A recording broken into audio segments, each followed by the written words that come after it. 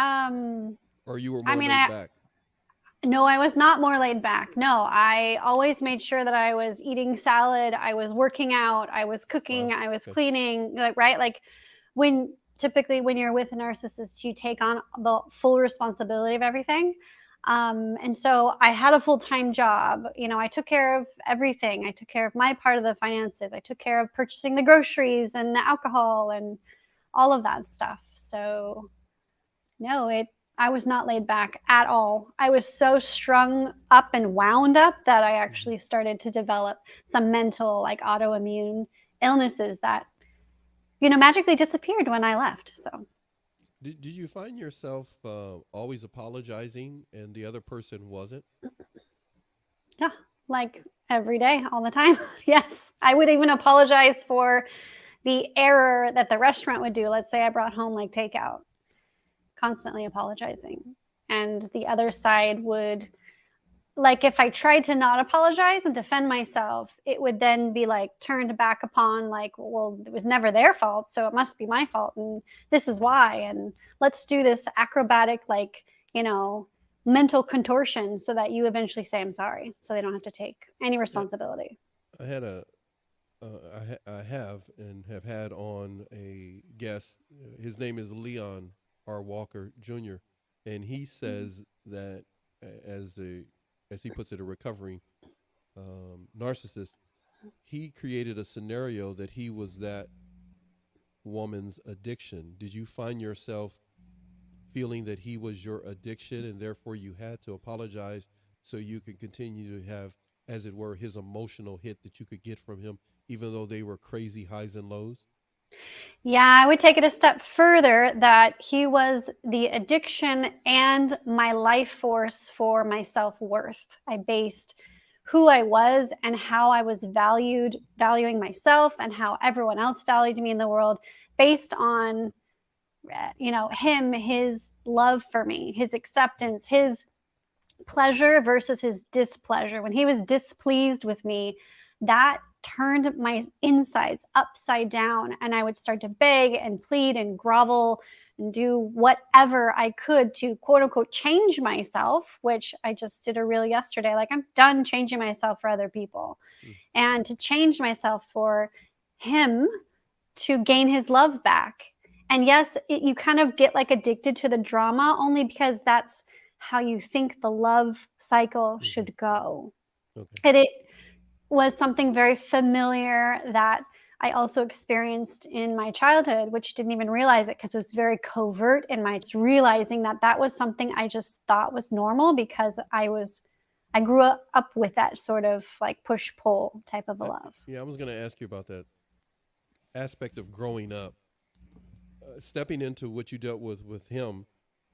You have a good man now who reminds you of things. I'm just messing with you. Totally. It's something that just He happened before keeps the he show. holds me accountable all the time. Be careful now. Don't start no trouble and then blame it on me. So, oh, that's okay. You can blame it on me. I'll just disappear. Yeah. But what I was gonna say is, you were in a situation in which, um, did you consider it adventurous? Was it, uh, Oh, you know, that's an interesting word. Yeah. that It was relationship you had with him? exciting. It was adventurous because the love bombing was the highs, the taking me out and literal adventures, like I'd mentioned before in different lives we've done together where we would go out in his, convertible car and drive through a windy mountain road at like 90 miles per hour. The adrenaline rush was really amazing. It is also super idiotic. Like, you look back, you're like, why in the world would I put myself in that situation? Yeah, because you are so enmeshed. You are kind of addicted to the highs and the euphoria of that love bombing. And the lows just, I don't know, it's like the lows just sucked me in even deeper, like to keep Hmm. chasing the highs. What would you Well, I guess describe which, as the lows if there is some young lady listening to this mm, and this is new for her hearing these things? What would you describe as a low, or you, if you had to give advice to some young lady who's dealing with this?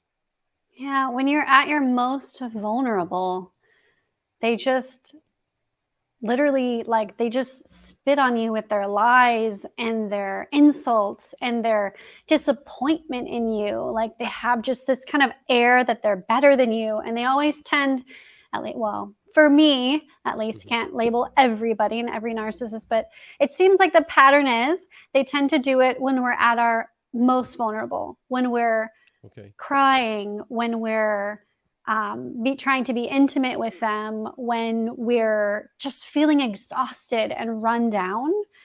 That's just when they're just like, yeah, let's just kick her while she's down. Like, that Right. feels really good because then that bumps them up. Um, You're not that. and You're not that person now. Oh, I'm sorry. You were gonna say something else. no, I was just going to say, and possibly it bumps them up. And also, they don't know how to handle, like, they don't know how to hold space for you when you're feeling run Okay. down or burnt out, because they're like, oh crap, like, the person who I look to who takes care of everything, they're Hmm. starting to break down. So Right. I don't know Right. what to do. So their Right. immediate, like, Mm. reaction of what they know how to do is to hurt the other person. So, and Well, fake a that they're in lonely charge. time for you then, right?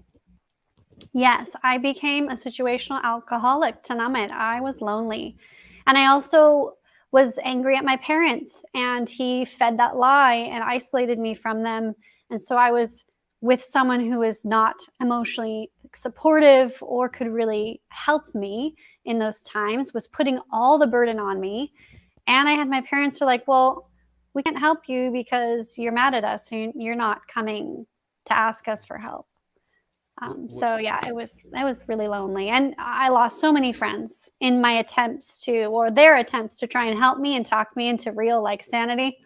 I lost a lot of friends. I'd come back and feed them the lies he Because you fed didn't listen me. to them, because you didn't listen to them when they were trying to tell you or warn you. Is that I what you I mean? listened to them at first, and then I Okay. went back to him and said, "Hey, like, I was talking to my friend, and they brought up a really good point." And then, oh, here we go. It's like the whole mental, like, acrobatic, like, no, they didn't. How could they say that? And then he discredits their character enough that then whatever they said to me is just all lies and is wrong. So then I'd be like turning around to them. I'd come back to them and say, well, Right. you know, this and this and this. And I literally would just regurgitate all of his lies that I ended up believing. And they were like, sorry, girl, I'm out. Like, I can't help you. You've just gone down the I crazy have to train. tell you, I can't even imagine. I had to chuckle when you're telling me you went back to him and you said it the way you said it. You're not that same person that I'm. That's not who I'm sitting. That's not the person I know right now. Mm. When did this change for you? Well, with him, it changed when I was about 28. And I thought that marriage was going to fix things. I thought that that was going to kind of like normalize our Hmm. conflict, which it just didn't. Um, and I realized that there was no future with him moving forward. He didn't want kids. The marriage didn't fix our conflict. He still Did had he the want to same change? disappointments. No indication that he wanted to make improvements on himself. He did give me signs because we were having some difficulty. He did marry me, which the whole time he said he was never going to. So I was like, well, that's a sign he's changing. Not, he didn't really actually change. He just pacified the itch that I had. Make you be He quiet, right? Yeah, he also made a concerted effort to send me flowers every month to my work, which I thought was really sweet. And it was just another love bombing tactic. And I remember a very wise coworker I had. She says, "Oh, we see how long that lasts," and she just walked away. And I was like, Uh, in my head, I'm like, "It's going to last. Thank you very much." And she was right. Wait, you stood your ground too, huh? You were like, no, he's doing it Yeah, and he's changing and he's making I did. adjustments. He's I getting better. did. I still got you. You still there? Yeah. Siri You, just okay. decided to come in. You still got me. I'm still there with you. Yeah, can you Okay. hear me? So yeah, I got you. You're Yeah. good. Now I'm gonna put something up. We talked about there's no apology when you're in a narcissistic abuse situation. No. If you want more information in regards to narcissistic abuse or anything like that, I'm talking to the entire world as I look around. Feel free to connect with Raven Scott Show on YouTube as well as on Instagram. Oh, wait, you don't remember? Make sure you go to Raven Scott Show on Instagram and also on YouTube if you want to get more narcissistic help. You do a number of other things as well with your channel, but I want to get back to how I can torture you. I mean, our conversation today on episode number 3, because I Wait, deliberately. wait. What? Subscribe and hit the bell to my channel, please, please, You please. don't have to say wait. Just jump in and tell me. Okay. Just Oh, take over. Okay, so now, all right, there. I brought props today. You, of Oh, course, before the show, may have seen me do this and wondering why is he doing that. Okay, so this was all planned. It took me all of last night to think about that, and here we go. Hold on a second. I'm doing things, people. This is free TV. Don't complain. he's doing things. Don't complain. I'm doing things. Okay, so now I'm going to put certain things up on the screen, and because it's Raven, I'm going to wear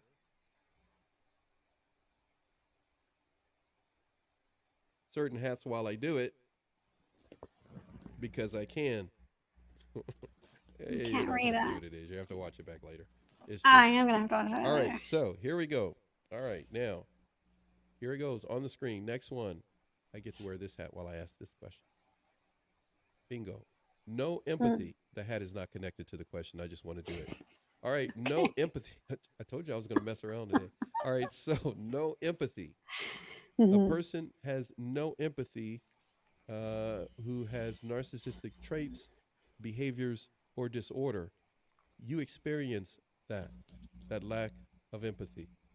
Describe it. Let's talk about it. God, it's like the worst connection ever. There is zero bonding. There is zero emotional connectivity. You do feel lonely, like we had mentioned before. You feel neglected. You feel invisible. And you kind of feel like you don't ever really matter. And so if you're feeling any of these right now, if you're in a relationship, that is a red flag. That is something that you need to not ignore. Because if you confront them about it and they put it off and they don't apologize, they don't listen to you, they don't listen to what you need, then you are in an unhealthy relationship. Did you find yourself being in a situation in which someone was trying to control what you needed? Where you thought you needed one thing and they tried to talk you out of that and told you, oh, no, you need this, or you need to wear this, or you need to do this, or your hair has to look like my mom's, or no, I'm just kidding. 1000%. Yes, you know my story. So I this had is a to work leading that in. I was question. trying to work that in some kind of way. That was the weird. I just 1000%. It's controlling. Yeah, because they can't give you what you actually need as a human being, which is empathy, meaning understanding how you feel as a person, trying to put themselves in your shoes, seeing the other side of the coin, all those different terms, yeah. then they can't even give you sympathy. So anything they give you is going to be fake and false because they really don't understand, because they are so self-centered. They have zero tools for their own self.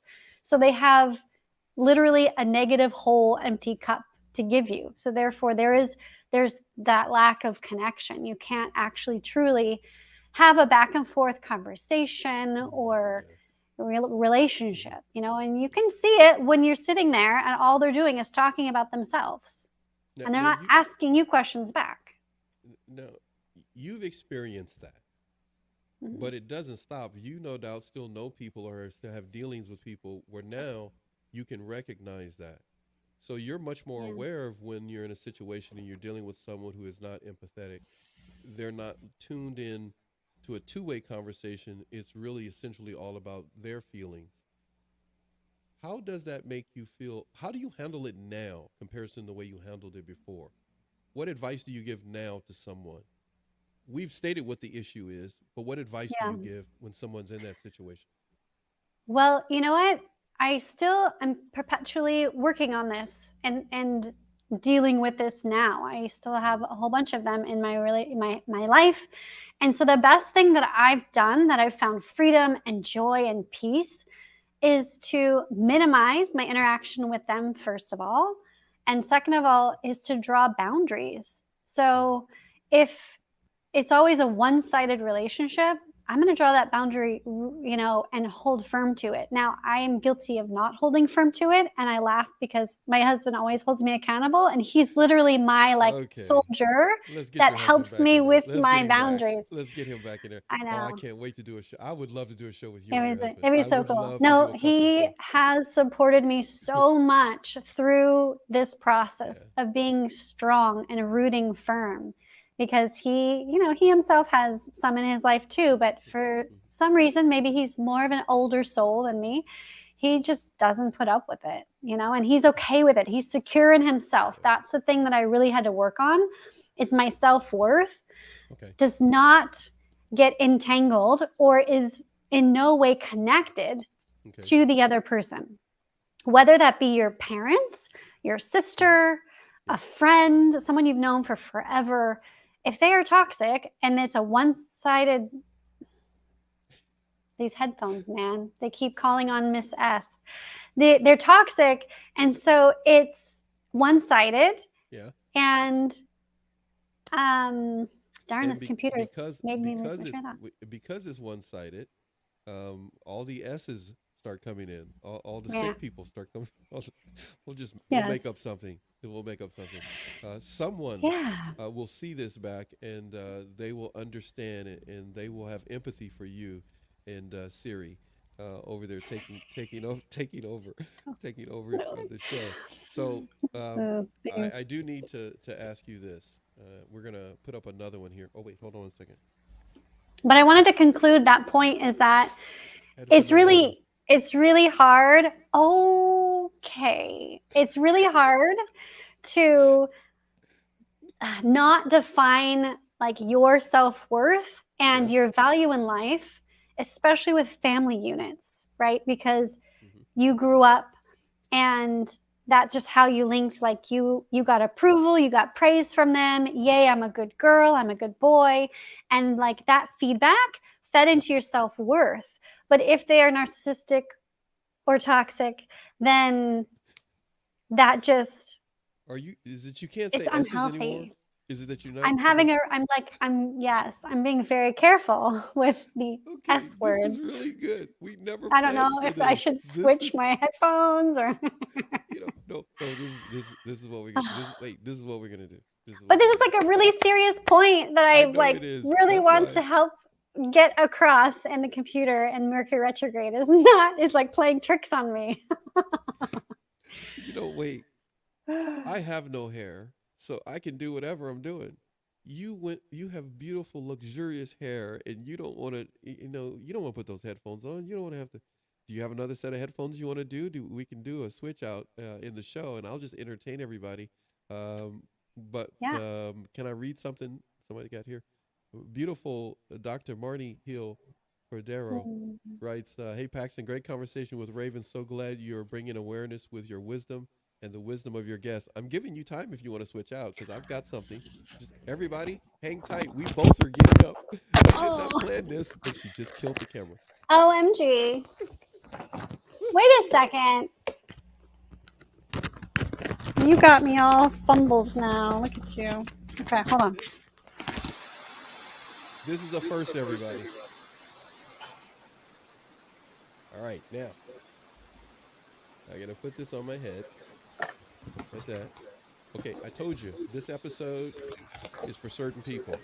You're gonna enjoy it, and you're gonna enjoy it because we're being goofy, and we're also talking about something serious. But I got to do this because I'm giving Raven some time to do what she's doing. Oh man, I got too much light happening here. I hope you guys can kind of see that there. Can you see that? And I'm just doing this all along. There we go, right there. Everybody see that there? There we go. That's the book you need to go out and go to Balboa Publishing there, Balboa.press. Get a hold of Dr. Marnie Hill Cordero. Website is www.godcametomygarage.com. That's her website. You'll love that book. You'll love that book. Thank you so much for my book. And I have other stuff, but it's way over there. Marnie, you sent me that beautiful. Let me do this here for a second. I thought I'd torch everybody here. everybody get back to me. Raven is doing a few things. Marnie, you sent me that beautiful Scrabble um, uh, desk placard. Best way I can kind of describe it. Thank you so much for doing that. I truly appreciate that. It says Narc Abuse TV.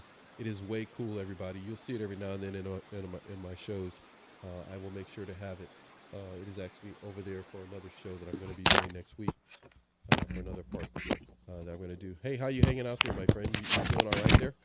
Can you hear me? Yes, I can hear you. I can hear you just fine. I can hear you just fine. You sounding Wow. just great, just really good. Thank you, Marnie. Marnie, Okay. and by the way, for many of you, I've got a number of treats coming your way from our guests, in which we will be putting different little mini movies together for guests that have been on our show.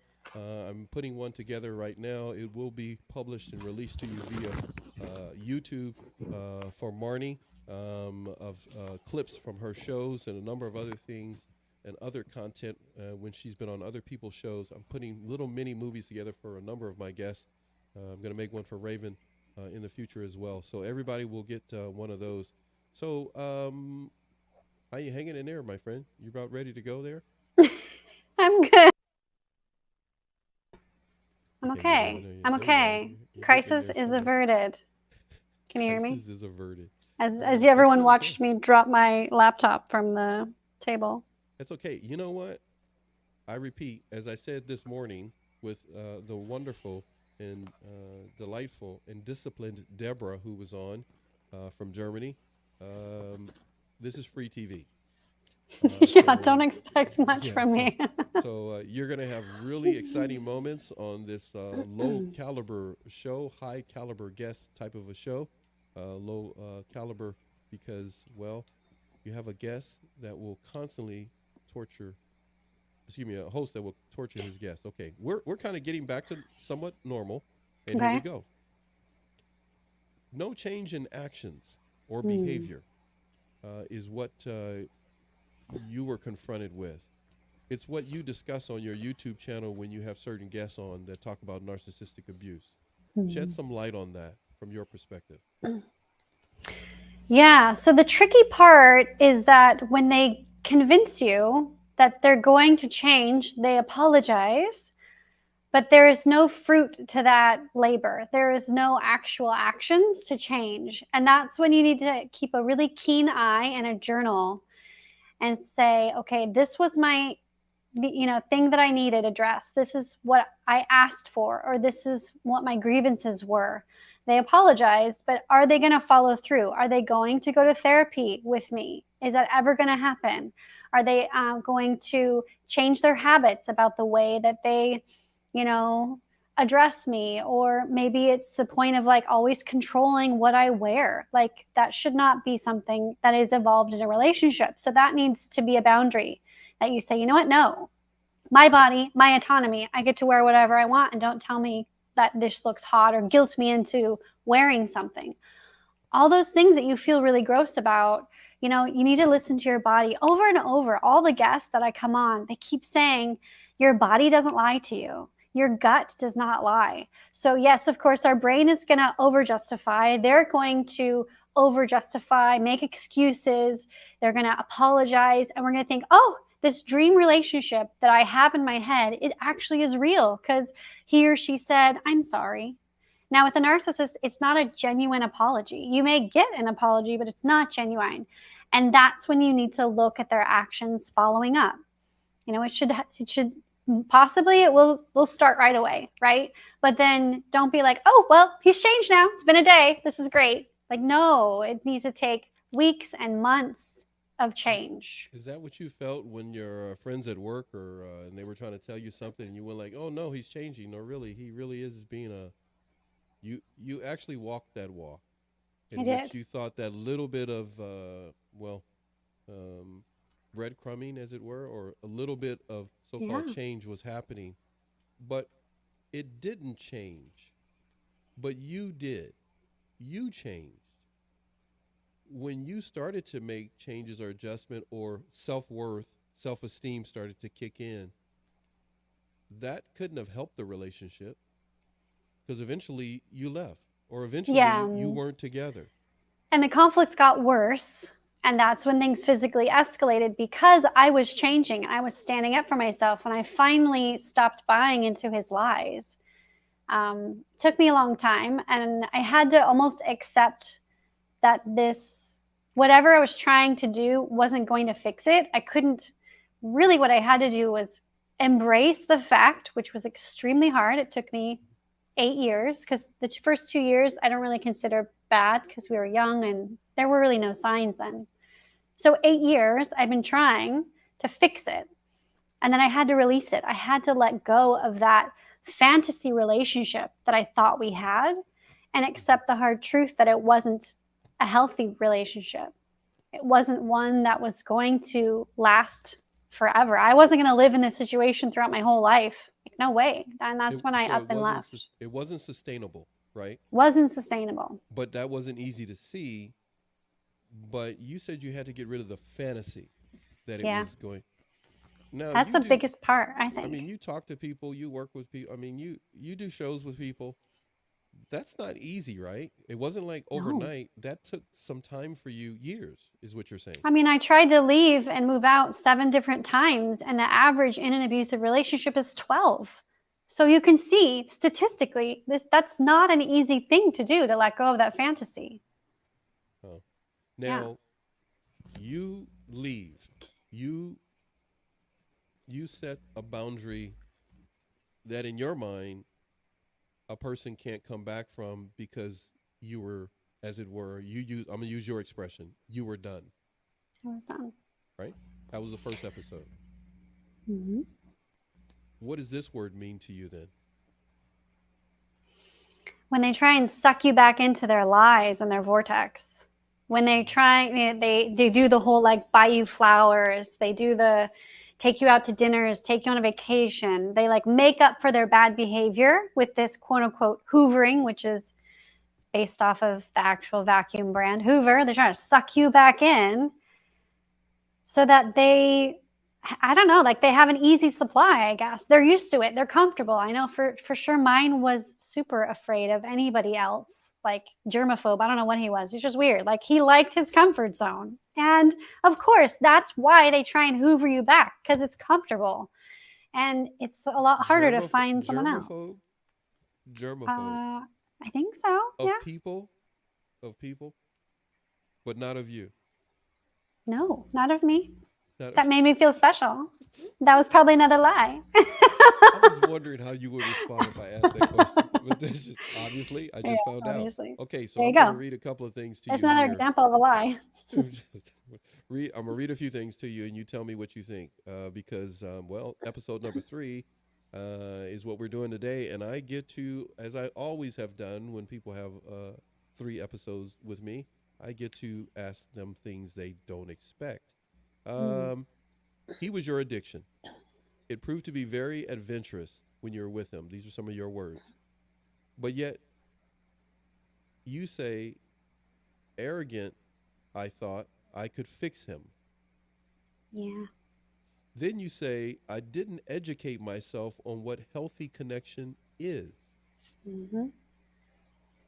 But then you said this, my ego felt, I guess it were, inflated, I guess that's what you're saying, sense of self from being connected to him. Your ego felt inflated, in other words, is what you're describing here, with his flashy car, important family, and beautiful family. Yeah. That was your life.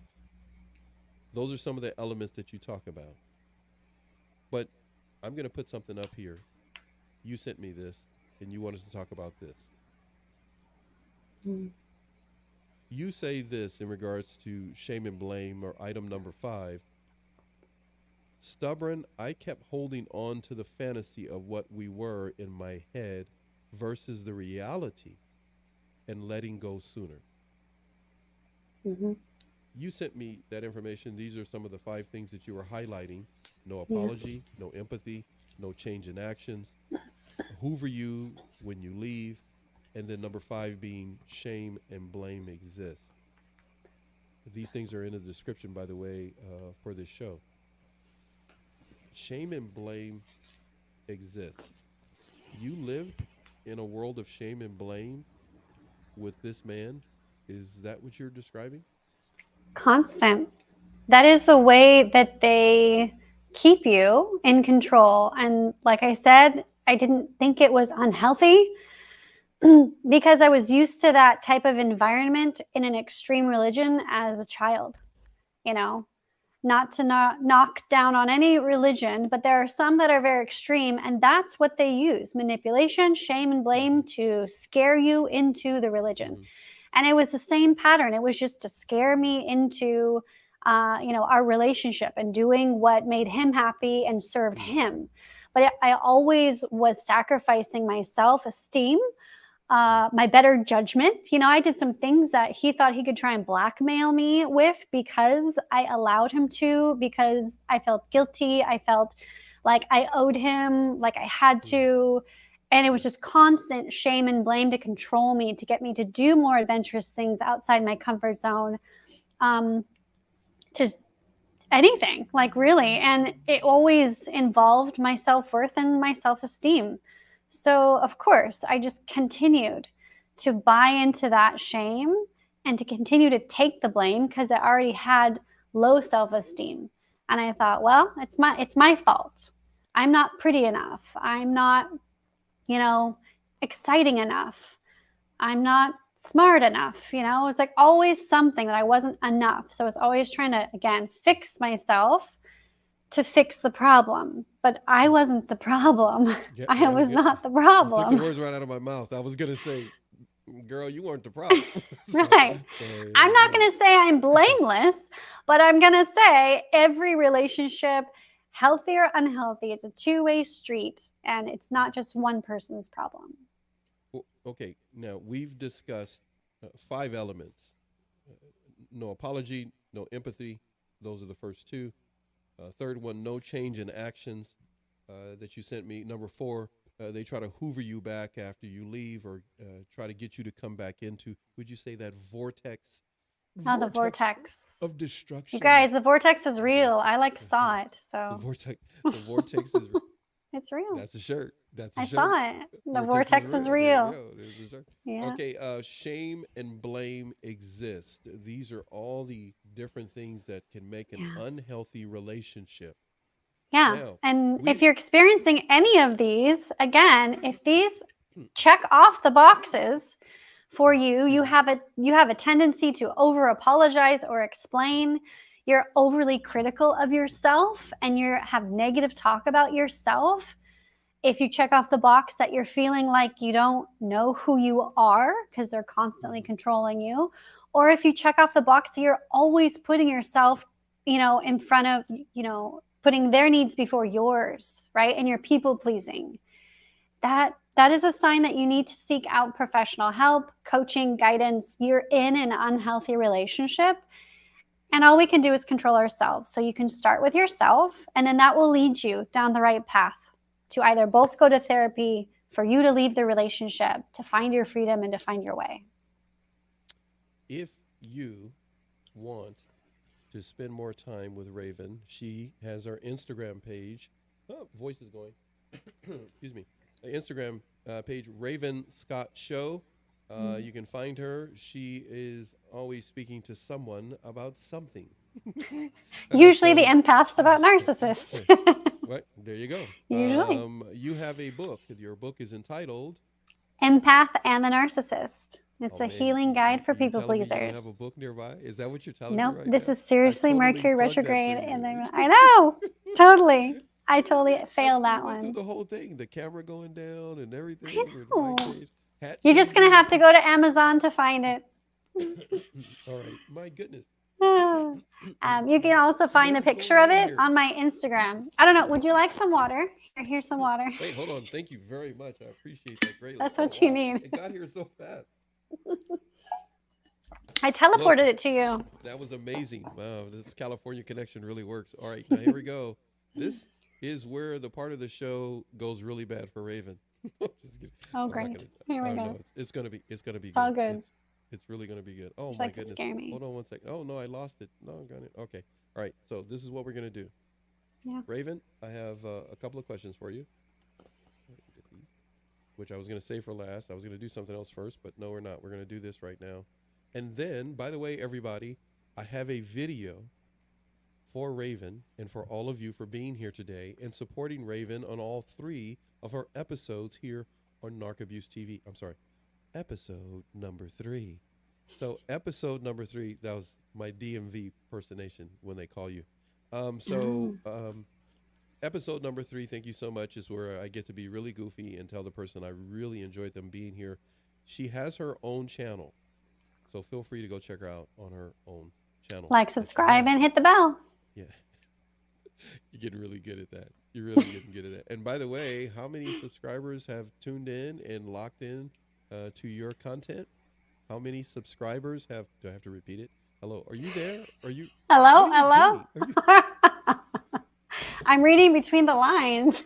Obviously, over 1,000. Yes, Oh, 1,100 and something and growing. Okay, here we go. Now, here we go. Now, I have a couple of questions for Raven.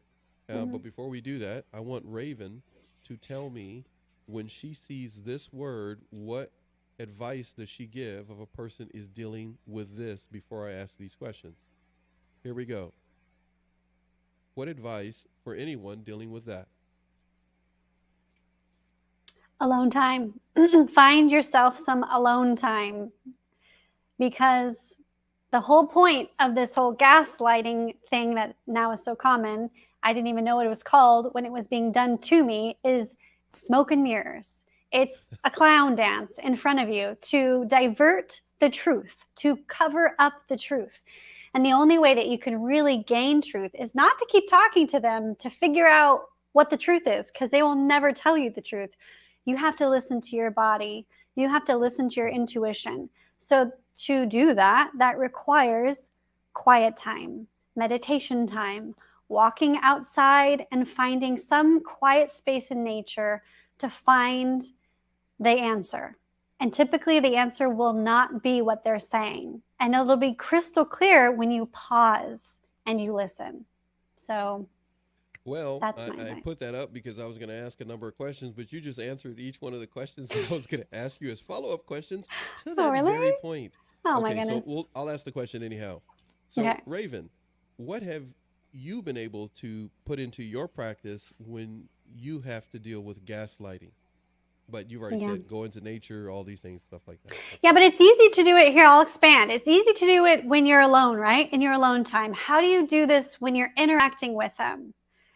This is the hardest part, because for me, quite honestly, I'm still learning to not drink the Kool-Aid. I'm still learning to not buy into their sunshine and roses that they're trying to blow up your butt. So how do you do this when you're interacting with them? First of all, I would say, go into it knowing that what comes out of their mouth more than likely will be an exaggeration on who they are, right? Because they're trying to bolster themselves, is going to be some form of diminishment of your feelings or the reality. So when you go into the situation knowing you're going to get gaslit, it's almost like you can hold up an umbrella and be like, oh, that's great. Like, what you're saying is completely not true.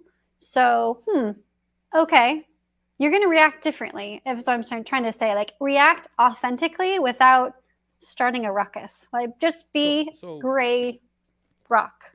So when it happens to you, in other words, I want to know from you, do you give all energy into the fact they're lying, or do you give energy to the fact I don't have to deal with this? I'll just, if I have to stay in the moment, you just listen to them, whatever. Yeah. Or do you put all that energy into, you're this. So when you go into expecting it, you put in all of your energy into, what you say, I don't care, right? There's no energy into trying to prove them wrong, because that's just literally a cat chasing their tail. It's just round and round. Wasting time trying to prove that wasting it's a lie time. Or the truth is what you're yes, saying. Right. And for me, I know that's really something that's big, like, oh, they're so wrong and this is not right. And it has to be, justice needs to be served. But that's not always going to be the case. So I really do find that just sitting back and not engaging. If you need to remove yourself from the room because you're kind of like, you're getting pulled Absolutely. into a conversation, Yeah. or Provoked or you're getting really angry, upset whatever. that they're having this conversation next to you that is completely BS, get up and walk away. Like, do not waste your energy. And that's the biggest thing, is just remove yourself from it. If they're directly talking to you and they're saying stuff, you can just say, oh, interesting. You don't have to be like, oh my gosh, really? That just happened? Oh no. Like, don't buy into their drama. And if they're not getting any drama back from you, they're going to move on to the next person who's going to give them drama. So that's probably the quickest and easiest way to deal with the gaslighting. I mean, if you're dealing with a partner who is now convincing you that they didn't hit you when they hit you last week, that is a whole other story. Again, don't listen to it. Don't argue and say, you know what? Your truth is your truth. My truth is my truth. And walk away and figure out a plan to get out. Because if they're not going to apologize, they're going to continue with that. Or if they said something mean or whatever, right? Oh, you look fat in that dress. Like, remember you said that? No, I didn't say that. I never said that. Again, you can't prove them wrong. You just know that they're never going to admit to it. So you need to find your plan to heal yourself. And you know that they're just gaslighting you. All right, now we are near the end of the show here. I have a video to play for everyone on our way out because Raven's got to go. Raven's got some things that she needs to do, and we have a hard stop coming up. But I'm going to take that off the screen. We're going to take that off the screen, and we're going to remind everybody. What are we going to remind them, Raven? What are we going to remind them? Share, and subscribe. And don't forget to hit that bell to get notifications. Okay, don't forget to hit that bell. All right, now, Raven, been waiting to ask you this question. This is not from any viewer or anything like that, okay? This is from me to you. Raven, this is not the question. This is a context question I'm going to ask first. How many children do you have? 2. You have 2 children. Your 2 children, no doubt, love you very much. What is it about your 2 children that you can see in each one of them that they got from you? What is it in your 2 children that you see in them that no doubt they got it from you? My oldest certainly got her notion of justice and fairness from me. Okay. Hard black and white, which I'm teaching her. Did she walk around a Judge Judy robe on or something? What's that mean? No, like she won't drop an argument. So that's kind of like me. That where, sounds like you. Yeah. So I'm teaching her the Zen way, which I've learned is okay. You just say, okay. Oh, okay. You're teaching her the Zen way. You're teaching her calm and peace, but yet she got that feistiness, that strength from you. Yeah. Okay. All right. What else? Which I know will serve her well when she's older, because she will spot the BS and she'll be like, that's wrong. No way. Let that girl alone. Let her be a lawyer. She's practicing. Yeah. No, my other one could totally be a lawyer too. Oh, she will make a deal. She's going to be a good businesswoman too. The other one, I don't like, she gets so many things from me. She gets the pretty from me. She gets that like, oh, like I need love and adoration from me. She's like, a tiny mini me. Love to do our nails together, but like, that's the one that can make a deal. She got that not from me, where she's like, oh, well, she's already negotiating at 4 years old. She'd be negotiating, for YouTube watch hours. Essentially, that's like her currency.